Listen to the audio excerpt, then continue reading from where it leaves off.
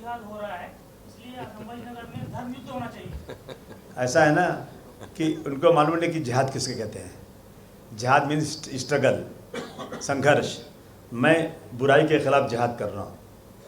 मैं सड़क पर रोज़ी रोटी कमाने के लिए जिहाद कर रहा हूँ। जिहाद का मतलब नहीं किसी को मार देना। ये जो ये कहता है ना, मैं कहूँगा जाहिल है वो लोग जो इस तरह बात करते हैं। पैन कार्ड जिहाद क्या होता है? पैन कार्ड जिहाद, लव जिहाद। 2014 के पहले लव जिहाद नाम की कोई चीज़ नहीं थी। नई चीज़ पैदा हो गई, लव जिहाद। अब वोट जिहाद। अरे जब तुम लोग जिन इलाकों में सेकुलर लोग हैं, तुमको क्यों वोट देंगे? मेरे इलाके से वोट नहीं मिला इनको ना, 3 वोट मिला था। तो एक किरी सुमैया जी हैं, कहते अब हमारे ये उमल खाली थे, 3 वोट मिला थे, ऐसे बोलते हो। उमल खाली थे, 3 वोट मिला, वहाँ वोट जिहाद हुआ। अरे क्या वोट जिहाद हुआ भाई? हमको तो वोट देते हैं, हमको तुम्हारी पार्टी ने एक मुसलमान है क्या MP? एक तुमने किसी एक को तुमने क्या मिनिस्टर बनाया? अलगाववाद तुम लोग करते हो और हमें कहते हैं अपना चेहरा ना देखा गया आपसे, बेवजह है ना तोड़ कर रख दिया। जी सर, आपको डोमिनेट करने के लिए मानभूल में नवाब मलिक को रख दिया गया, बीजेपी ने सामने रखा है। डोमिनेट मैं करता हूँ, मेरे सामने कौन डोमिनेट करेगा? जिसे आगे बढ़ाता हूँ वही पीछे गिराता है। मेरा पाला हुआ बच्चा मुझे आंखें दिखाता है। तो आप जो है, आप दोनों जगह से अपने कैंडिडेट को उतारे। मालेगांव में भी जो है आप वहाँ के भी कैंडिडेट को जो गिराने की कोशिश। नहीं गिराने के नहीं। आप वहाँ पर भिवंडी में भी वही हरकत कर रहे हैं। क्या हरकत कर रहा हूँ? आप जो है कोई एक उस पर नहीं है। आपकी पार्टी का जो है बताइए कि भाई कहाँ हमारी पार्टी का जो है स्टेटस कायम है। सुन लीजिए सर, सब बता दूंगा जो पूछेंगे आप। ऐसा है कि भिवंडी में मैं चुन कर आया हूँ, दोनों सीटें एक बार बिना अलायंस के। भिवंडी भी चुन के आया था और बम्बई भी चुन के आया था भिवंडी, और भिवंडी की ईस्ट और वेस्ट दोनों चुन के आया था। वो सीट पे मेरा हक है, किसी का हक नहीं है। वहाँ क्यों जाते हैं बार बार वहाँ वोट काटने के लिए? मेरा बेटा खड़ा हुआ भिवंडी में, उसके सामने क्यों खड़ा किया आपने? मेरे सामने गोंडी में क्यों खड़ा किया आपने? आप जा यूपी में जाकर आप वोट काटते हैं। वोट कटुआ लोग मुझसे बात कर सकते हैं क्या? भाजपा को मदद करने के लिए आम आदमी काम कर रहे हैं और देवेंद्र फडणवीस के कहने पे मुजरा करते हैं, ऐसा इंतजार। कौन है ये? कौन कह रहा है? उल्टे चोर कोतवाल को डांटे। हाँ तो भाई साहब समाजवादी और बीजेपी एक ऐसी पैरेलल लाइन है जो कभी मिल नहीं सकती। समाजवादी पार्टी को ये कहना बहुत बड़ी गाली है कि समाजवादी पार्टी और बीजेपी के साथ। आपने देखा आज तक एक वक्त था कि दिल्ली में प्राइम मिनिस्टर बनाना था, तो जयललिता जी थी, उन्होंने नेताजी को बुलाया एक होटल के अंदर मीटिंग करने के लिए, और कान में बोला कि बगल में अडवाणी जी को बिठाया, आपको प्राइम मिनिस्टर बनाना है। नेताजी भला कि तुम्हारा दिमाग खराब है, तुम मुझे बुलाई क्यों? चले गए। कभी बीजेपी के साथ समाजवादी पार्टी जा ही नहीं सकती। ये गाली है हमारे लिए।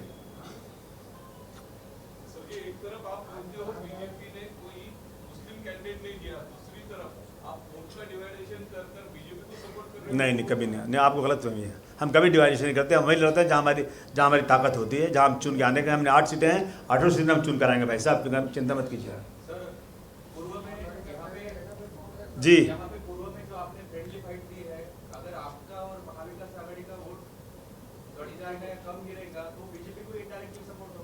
नहीं मैं जीत रहा हूँ। मैं सपोर्ट कहाँ से होगा? मेरे साथ सारे मुझे सब पूरा ये जो है मराठा समाज मुझे पूरा वोट दे रहा है, मुझे हिंदू समाज के लोग वोट दे रहे हैं, दलित मुझे वोट दे रहे हैं, और ये बहुत ही लाडले उम्मीदवार हैं। तो चुन कर आएंगे ना, वोट कहाँ कट रहा है?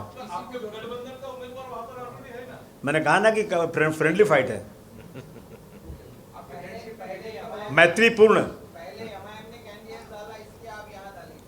पहले मैंने डाला, उसने उन्होंने डाला। क्या ये किसकी सीट है? ये सीट किसकी थी? नहीं ऐसा कुछ नहीं। मैं जानते नहीं कौन क्या कर रहा है। मैं अपना काम कर रहा हूँ, जहाँ मुझे जीतने की उम्मीद लगती है वहाँ लड़ाता हूँ, जहाँ उम्मीद नहीं होती है नहीं लड़ता हूँ। और महाराष्ट्र में समाजवादी पार्टी बहुत दिनों से काम कर रही है, कोई नई काम कर रही है। मैं उनसे पूछता हूँ मेरे अंगने में तुम्हारा क्या काम है भाई? भरोसा है ना, अच्छे आदमी इसलिए।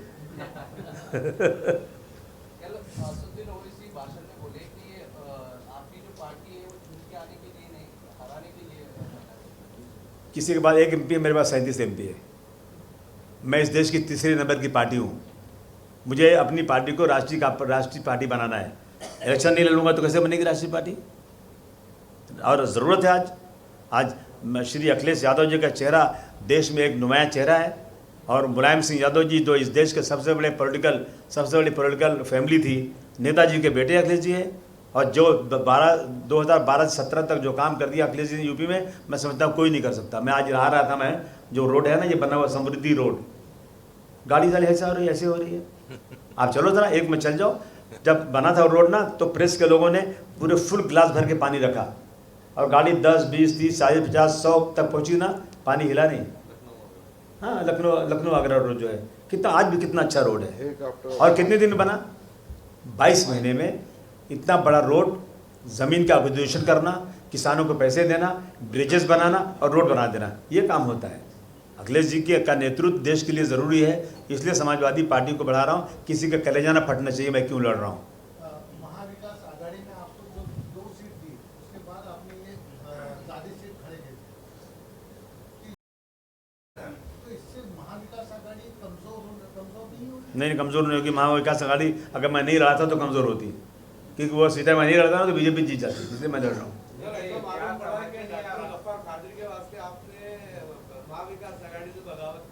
नहीं इतने अच्छे आदमी हैं, मानते हैं आप ना?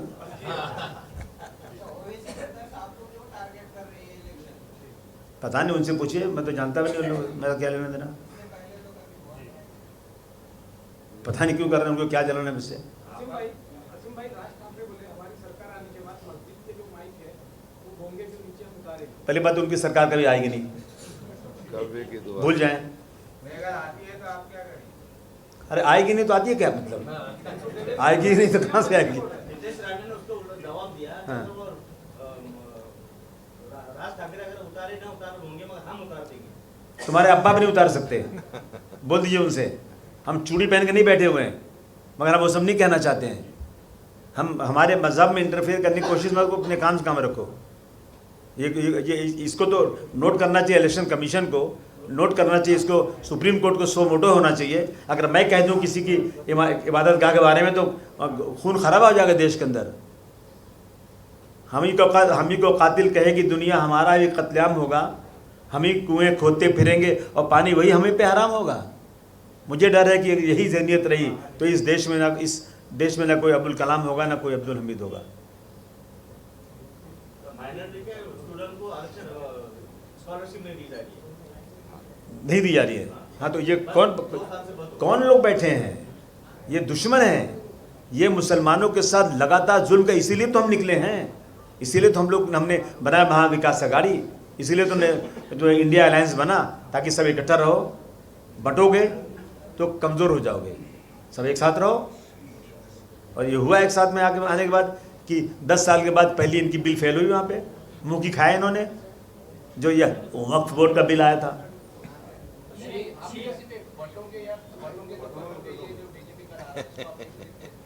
मैं कह रहा हूँ कि धर्म के नाम पर मत बंटो, ये होना चाहिए। और बंटोगे तो कमज़ोर होगे, बंटोगे एक साथ जुड़ोगे तो मजबूत होगे।